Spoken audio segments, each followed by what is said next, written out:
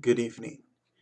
Well, recently I was on a Facebook group and I caught a little typo and it made me do a little thinking. I made a response about how important it was for them to spell the words out. I know that makes me sound like I'm trying to be the grammar police, and it was not the intention there. It was talking about how important it is for us to spell out the words right when we're doing spell work. Um, because words are magic. We know that because our words are thoughts, our emotions, and all that. This is pure energy. And a part of spell casting is the setting up and working things out in our head. We cannot just um, utter out some words and there we go. We prepare, we build to make things work out right. We write things down. Okay. You remember what they said? So, for most spell work, your own words are more powerful. Well, that's very true, but you also got to be careful on how you write things, because if you're not precise in writing down what your goal is, it can go against you. The ambiguity in spell work can be a trick question.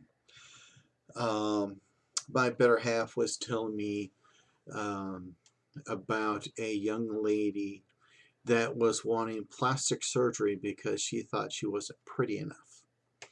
And so she did a spell to help her get plastic surgery set up so she could be prettier.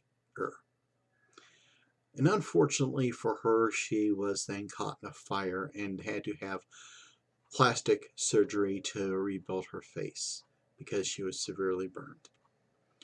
What we ask for has to be specific. Now, how does this have to do with grammar? We see a lot of texts online where people are using what we call text message grammar. They use the letter B instead of BE. They will use the letter U instead of saying U as in YOU. And any word that can be shortened is. Symbolism. While we do use symbols and runes in our spell work, sometimes, drawing it out because you don't want to spell out a whole word is not the smartest thing to do. We have to think of what we want. We got to figure out the words that we want. We got to work with them on paper or iPhone or whatever you use. Use paper. Because paper will become a physical manifestation of the spell that you are building, the intent of the spell that you're working on. But you put it on paper and you take the time to word it right. You get your structure right. You get everything you can right about this. And then you cast your spell. If you take the shortcuts, you're not putting the work into it. And if you don't put the work into it, you're not putting the energy into it. And thus you will get no results, or worse yet, bad results. Like I mentioned about the girl in the plastic surgery. Be specific and spend the time to do your spell right.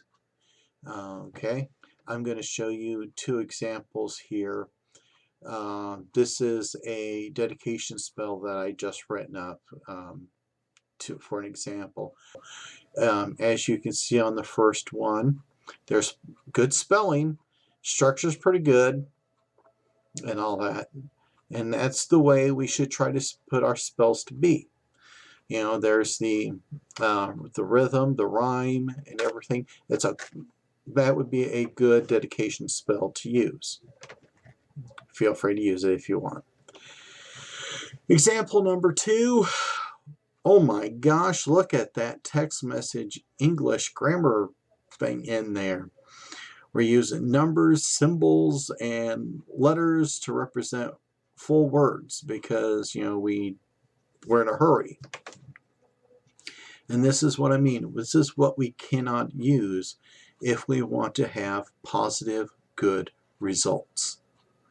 All right? So thank you very much. Take care and be at peace.